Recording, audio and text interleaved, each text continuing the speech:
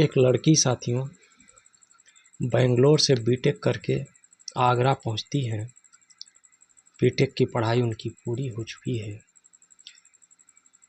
उनका जन्म स्थान आगरा होता है।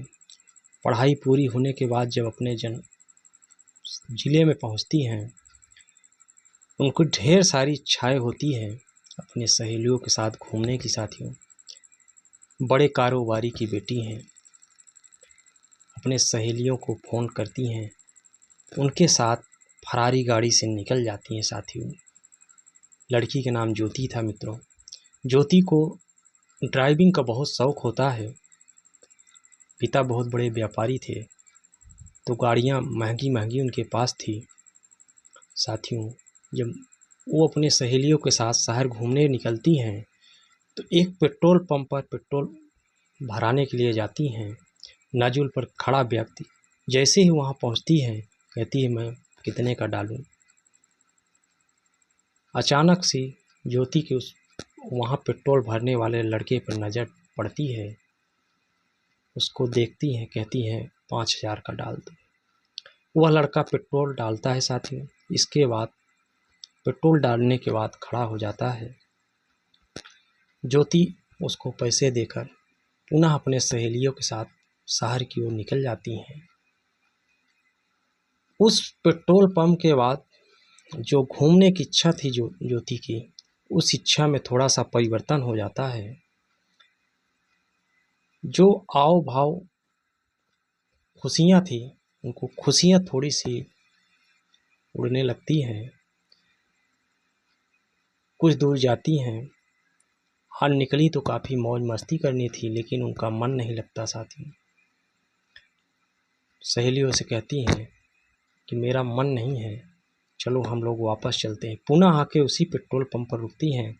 जो नाजुल पे खड़ा लड़का था, जिस नाजुल पे, उसी के पास रुकती हैं। भीड़ काफ़ी होती है। साथियों इंतज़ार करती हैं और उसी लड़के से पुनः पेट्रोल भराती हैं। पुनः जैसे ही उसके नज़दीक पहुंचती हैं, कहती है मैम कितने का डालूं। कहती है 1,000 का डाल दो। पेट्रोल लेती हैं और सीधा अपने घर चली जाती है। साथियों अगला दिन बीतता है। पुनः शहर की ओर निकलती हैं। उसी पेट्रोल पंप पे पहुंचती हैं। पहुंचने के बाद लड़के से, जहां लड़का खड़ा होता था, साथियों ज्योति जो है उस लड़के को अच्छी तरह से पहचान रही होती हैं। उसी के पास जाके गाड़ी खड़ी करती हैं। खड़ी करने के बाद पेट्रोल डलवाती हैं। साथियों यह वो लड़का था जिससे ज्योति की काफ़ी अच्छी मित्रता थी पढ़ाई के दौरान। साथियों लेकिन अचानक से यह लड़का पढ़ाई ही छोड़कर बेंगलोर से वापस आ जाता है। यही जानने की उत्सुकता होती है ज्योति के मन में कि ये पढ़ने में इतना टैलेंटेड था, ये कॉलेज क्यों छोड़ दिया। साथियों नमस्कार मित्रों, एक निवेदन है साथियों कि चैनल को थोड़ा लाइक और सब्सक्राइब कर दीजिए। ये एक सामाजिक और प्रेरणादायक कहानी है। मित्रों साथियों ज्योति की अब हिम्मत नहीं हो रही होती कि इस लड़के से पूछूं कि तुमने क्यों कॉलेज छोड़ दिया था। 2-3 दिन उससे मिलने का प्रयास करती हैं। उसी पेट्रोल पंप पे पहुंचती है, गाड़ी पे तेल भरवाती हैं और उनके सहेली मित्र भी जो होते हैं, इसके बाद वापस घूमते टहरते हैं। वो आभास भी नहीं होने देती कि मेरे सहेलियों को ये पता चले कि इस पेट्रोल पंप पे काम कर रहा लड़का मेरा मित्र हुआ करता था। 2-3 दिन बीतता है। एक दिन ज्योति जो है अकेले उसके पास आती हैं। अकेले आने के बाद उसी पेट्रोल पंप पे जाती हैं और पेट्रोल भरवाती हैं। पेट्रोल भरवाने के बाद लड़के को बुलाती हैं। विवेक उनके पास पहुंचता है। उसमें कुछ लिखा हुआ होता है। ज्योति कहती हैं ये लो पैसे। विवेक पैसे को देखता नहीं है। जब भी उनको पैसे दिया जाता है उसे सीधा जेब में डाल लेता है। लेकिन उस दिन ज्योति कहती हैं देख लो पैसे में लिखा हुआ है कहीं पैसा लिखा हुआ चले या ना चले, जब विवेक उसको खोलता है तो उसमें आई लव यू लिखा था साथी। विवेक उसको देखता है और वापस कर देता है, कहता है मैडम जी ये नोट यहाँ नहीं चलेगी। वो लेने से इनकार कर देता है साथियों। ज्योति भी वहाँ से चली जाती हैं। विवेक को ज्योति का मिलना अच्छा नहीं लग रहा होता। विवेक अपने मालिक से कहता है सर मेरी तबीयत नहीं ठीक है, इसलिए मैं गाँव जाना चाहता हूँ। वहाँ से 45 किलोमीटर उसका गांव था। वहाँ से छुट्टी लेकर विवेक गांव चला जाता है। इधर ज्योति 2-3 दिन बीतता है, पुनः पेट्रोल पंप पर पहुँचती हैं तो क्या देखती हैं कि विवेक है ही नहीं। नाजुल पंप पर कर्मचारी से पूछती हैं। कर्मचारी बताता है कि उसकी तबीयत नहीं ठीक है, छुट्टी पे गांव गया है।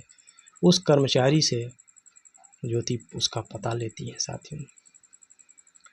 पता लेने के बाद वहाँ से सीधा उसके गांव के लिए निकल जाती हैं। उनके मन में ये भाव होता है साथियों। अब दोनों के बारे में आपको बता दें, ज्योति जो है बेंगलोर में जहाँ बीटेक कर रही होती हैं, उनके साथ विवेक भी बीटेक कर रहा था साथी। विवेक बहुत टैलेंटेड छात्र था। जो बच्चे क्लास में टैलेंटेड होते हैं उनसे, लड़की हो लड़का, उनसे लोग काफ़ी अट्रैक्शन में रहते हैं और मित्रता करते हैं साथी। विवेक ही पढ़ने में बहुत अच्छा था। दोनों की मित्रता हो जाती है। जब फर्स्ट ईयर में होते हैं तो विवेक और ज्योति की मित्रता हो जाती है। दोनों पढ़ाई के बारे में एक दूसरे से चर्चाएं करते हैं। जब सेकेंड ईयर में विवेक पहुंचता है तो विवेक को ज्योति के प्रति प्यार उमड़ने लगता है और सोचता है कि मौका अच्छा है, प्रपोज कर दूं, कहीं ऐसा ना हो लेट हो जाऊं।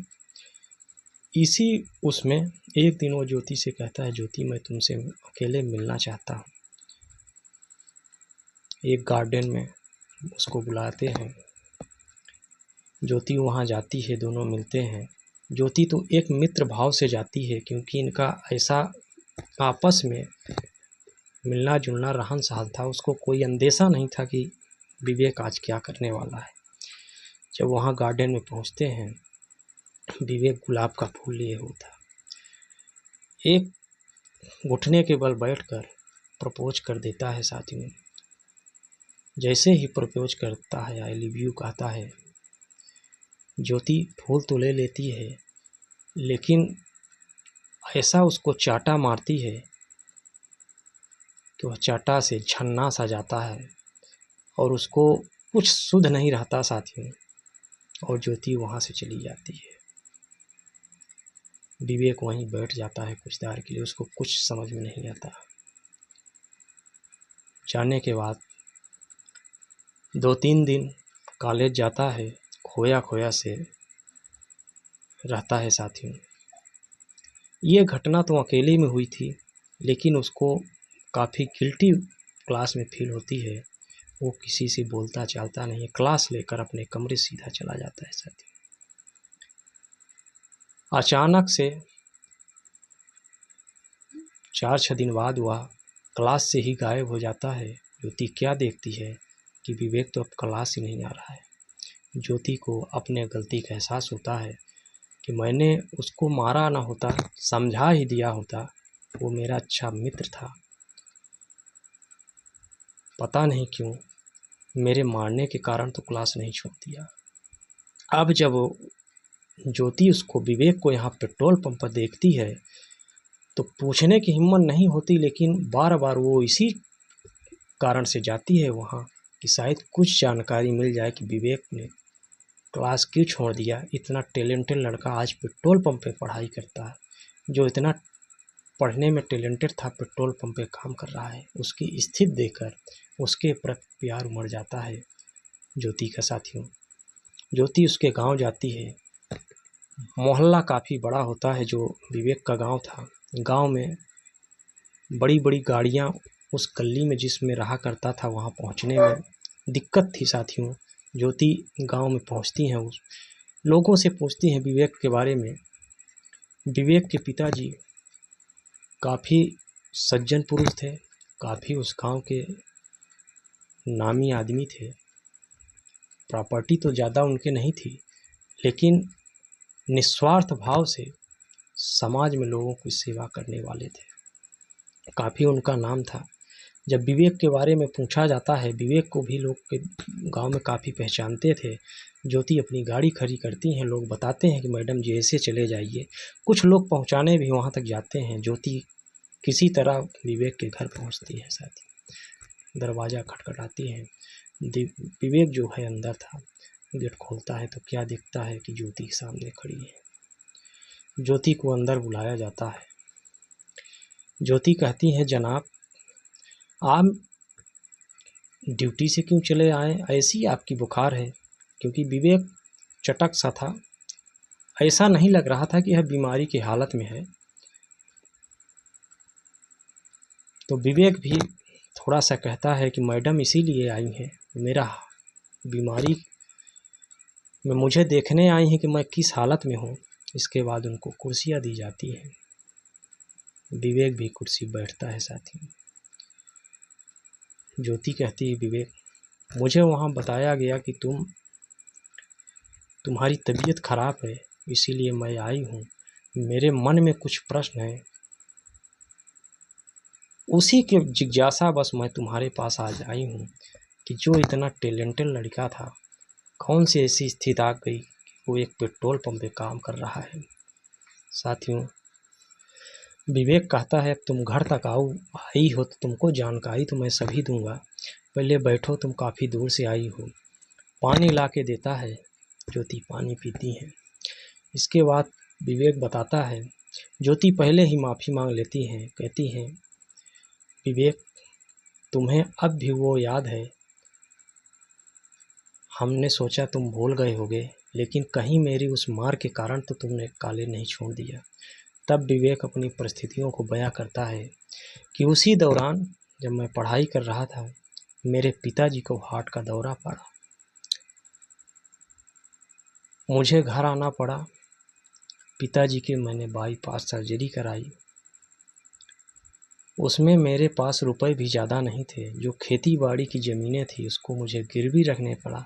पिताजी की पहचान जो ये टंकी में जहाँ मैं काम करता था उसके मालिक से थी। मालिक से मुझे काफ़ी पैसे उधार भी लेने पड़े। कुछ तो मैं चुकता कर दिया खेत गिरवी रख के, लेकिन कुछ बाकी है, उसको मैं चुकता करने का प्रयास कर रहा हूँ। मालिक ने मुझे मेरे पिता पर भरोसा करके जो कर्जा दिया है उसी को मैं आज लौटा रहा हूँ। इसलिए मेरी पढ़ाई छूट गई। अब स्थिति ये हो गई कि माता पिता का भी आज 6 महीना पूर्व ही साथ छूट चुका है। मैं अकेला इस घर में रहता हूँ। अब मेरे पास कोई रोज़गार भी नहीं है। चूँकि मालिक के पास मेरे पास काफ़ी कर्ज है, इसलिए मैं वहाँ नौकरी करता हूँ। कुछ मुझे गुजारा के लिए मालिक पैसे भी देते हैं, जिससे मेरा गुजारा चल रहा होता है। खेत भी मेरा गिरवी रखा हुआ है। जब यह जानकारी सुनती है ज्योति, तो ज्योति भावुक सी हो जाती है। साथी कहती है, लेकिन विवेक कहता है कि मैं वहाँ से इसलिए आया कि मैं जब तुमको प्रपोज किया था पढ़ाई के दौरान, उस समय मैं ऊंच नीच और छोटे बड़े का मुझे एहसास नहीं था, लेकिन आज मुझे यह, तब तुमने मुझे चाटा मारा था, आज मुझे छोटे बड़े का एहसास है। तुमने आई लव यू जो कहा लिख के दिया है, उसका मैं जवाब इसीलिए नहीं दे पाया क्योंकि आज मैं जानता हूँ कि मेरी स्थिति क्या है और तुम्हारी स्थिति क्या है। तुम मुझे नीचा दिखाने के लिए आती थी, मुझे ऐसा एहसास होता था। तुम डेली मेरे पास आती थी, लेकिन मेरे पास अब क्या है, मुझे क्या दिखाना था। लेकिन ज्योति भावुक सी हो जाती है। कहती है, विवेक मैं तुमको नीचा दिखाने के लिए पेट्रोल पंप पे नहीं आती थी, बल्कि मैं तुमसे मिलने आती थी, उस टैलेंटेड छात्र से मिलने आती थी जिससे मेरी कभी अच्छी मित्रता हुआ करती थी। मैं उसके बारे में जानने के लिए आती थी कि आज जो इतना टैलेंटेड छात्र है वो कैसे पेट्रोल पंप पे काम कर रहा है। साथियों, दोनों की बातचीत होती है। विवेक कहता है कि मैं चाहता हूँ कि लोग हम दोनों के बीच में काफ़ी लोग गांव के भी यहाँ अगल बगल होंगे, ऐसी कोई अफवाह और चर्चाएं न उड़ाएं जिससे किसी की उस पे आँच आए। इसलिए शाम ढलने वाली है, अब तुम जा सकती हो। साथियों, ज्योति वहाँ से निकल जाती है। निकलने के बाद अपने घर पहुँचती हैं साथियों। इधर माता पिता भी उनके लड़के ढूंढ रहे होते हैं। कहते हैं बिटिया की शादी करना है। ज्योति अपने घर में माता पिता की एक औलाद अकेली थी साथियों। पिता टाइल्स का बहुत बड़ा कारोबार था। ज्योति का घर में काफ़ी दुलार था, क्योंकि ज्योति का जब जन्म होता है तभी इनके पिता का व्यापार बहुत फलता फूलता है, तो लक्ष्मी के समान उस बेटी को रखा जाता है साथियों। इनकी हर इच्छाओं को पूरी की जाती है, कोई बंदिशें नहीं होती, चाहे जहाँ आए जाए। अगले दिन सुबह होती है, ज्योति पुनः उसी गांव में पहुंचती हैं। पहुंचने के बाद दूर गाड़ी खड़ी की जाती है। इसके बाद पैदल ही उस घर में जाती हैं। दरवाज़ा खटखटाती हैं। खटखटाने के बाद विवेक निकलता है। विवेक कहता है, आज तुम ज्योति? ज्योति कहती है, मैं क्या यहाँ तुमसे मिलने नहीं आ सकती? विवेक कहता है, ऐसी बात नहीं है, लेकिन रोज़ रोज़ अब मिलना ये अच्छी बात नहीं है। स्टेटस भी मेरा और तुम्हारा नहीं मैच खाता।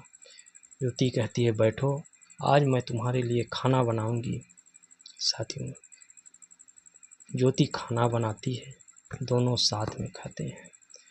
कहते हैं अगर कोई अच्छाई हो तो उसको पूछने वाला नहीं है, लेकिन अगर किसी के अंदर थोड़ी सी भी बुराई हो तो उसको चार जगह से लोग उसका मजाक उड़ाते हैं।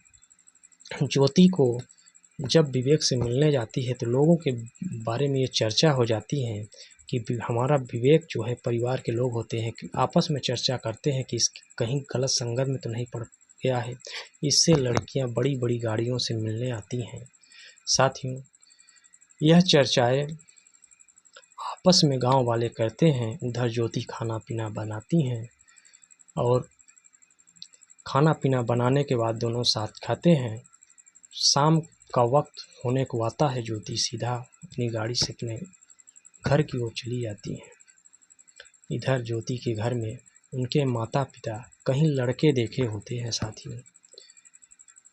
ज्योति को कहते हैं, बेटा मैंने तुम्हारे लिए एक लड़का देखा है, अगर तुम चाहो तो लड़के से जाके मिल लो, लड़का एक अधिकारी है। जब ये बात उनसे बताई जाती है तो ज्योति कहती है, पापा आपने शायद बहुत लेट कर दी, मैं एक लड़के को पसंद करती हूँ और उससे ही शादी करनी चाहती हूँ। माता पिता लड़के के बारे में पूछते हैं। ज्योति सही सही पूरा लड़के की हकीकत बता देती है। माता पिता बिल्कुल राजी नहीं होते। कहती हैं, बेटा मेरा और उस 10,000 की नौकरी करने वाले लड़के के साथ तुम्हारा कैसे परिवार चलेगा बेटा? बिटिया कहती है, पिताजी वो लड़का भले ही या 10,000 की नौकरी करता है, लेकिन बहुत ही टैलेंटेड था। परिस्थिति ने उसको मारा है, फिर ये पैसा आप कभी मेरे ही काम आएगा। लड़के में कोई कमी नहीं है, बस पैसा नहीं है पिताजी। पैसे तो अगर वो पढ़ा होता तो आज भी किसी कंपनी में बड़ा इंजीनियर होता। अपने माता पिता को समझाती हैं।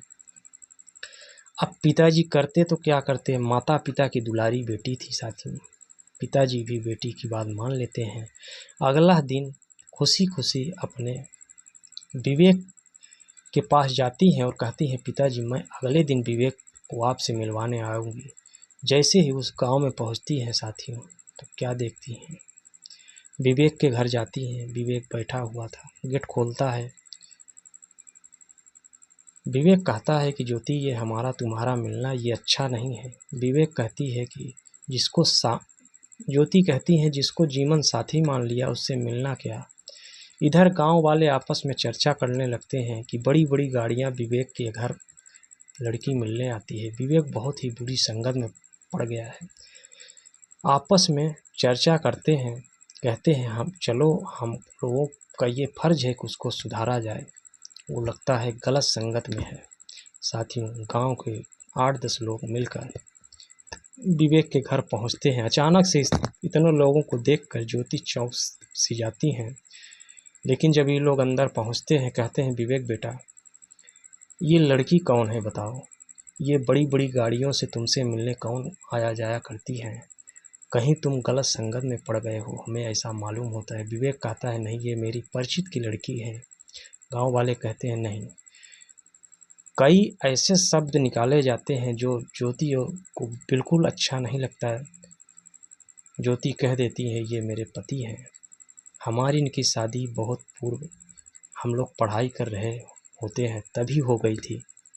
गांव वाले पूछते हैं, अगर तुम्हारी शादी हुई है तो तुम सिंदूर क्यों नहीं लगाई हो? साथियों, इस बात पर विवेक भी सहमति देता है गांव वालों के सामने कि ये मेरी पत्नी है। ज्योति अंदर जाती है जहाँ पूजा की सामग्री रखी हुई थी, देवी देवता थे, वहीं चंदन रखा हुआ होता है। चंदन को अपने हाथ में लेती है। इधर विवेक से कहती हैं, विवेक, इन लोगों को दिखा दो कि हमारी तुम्हारी शादी हुई है। अपने ही हाथ से विवेक का हाथ पकड़ती हैं और तुरंत अपनी मांग भर देती हैं। साथी, अब यहीं से विवेक और ज्योति पति पत्नी हो जाते हैं। साथियों, ज्योति विवेक को लेकर गांव वाले उधर चले जाते हैं। कहते हैं, बेटा, कुछ आशीर्वाद देते हैं। कुछ ऐसे मायूसी से चले जाते हैं क्योंकि उनको तो कुछ और ही यहाँ देखना था, लेकिन देख कुछ और ही लिए। वो जो हेर रहे थे कहानी, वो तो मिली नहीं। कुछ मायूस ही निकल जाते हैं। लेकिन जो सज्जन पुरुष होते हैं दोनों को आशीर्वाद देते हैं, बेटा, ज़िंदगी में तरक्की करो, पूतो फलो पाओ, अपना आशीर्वाद दे के चले जाते हैं। दोनों जोड़ा जो है ज्योति के घर पहुंचते हैं। ये दोनों लोग माता पिता से मिलवाते हैं और अपने पिता से, माता से ज्योति कहती है, माँ जी, आज से ही विवेक मेरा पति है। मैंने इन परिस्थितियों में आज मांग भर लिया है, इसलिए आज से मैं इनका पति मानता हूँ। साथियों, दोनों का वहाँ साथ सम्मान स्वागत किया जाता है और शादी दोनों की धूमधाम पुनः वहीं से होती है। क्योंकि वो बहुत बड़े व्यापारी थे, उनके रिश्तेदार यार दोस्त भी पहुँचते हैं। साथ सम्मान शादी की जाती है। ज्योति के पिता का काफ़ी बड़ा कारोबार होता है, उसी में विवेक को लगा दिया जाता है। कारोबार, ज्योति के माता पिता भी बुजुर्ग हो की अवस्था में हैं। अब सारा कारोबार की जिम्मेदारी विवेक की होती है। साथियों, धीरे धीरे ज़िंदगी इनकी अच्छे से कटने लगती है। मित्रों, अगर स्टोरी अच्छी लगी हो तो आपसे निवेदन है कि थोड़ा सा वीडियो को लाइक और सब्सक्राइब कर दीजिए। मित्रों, नमस्कार।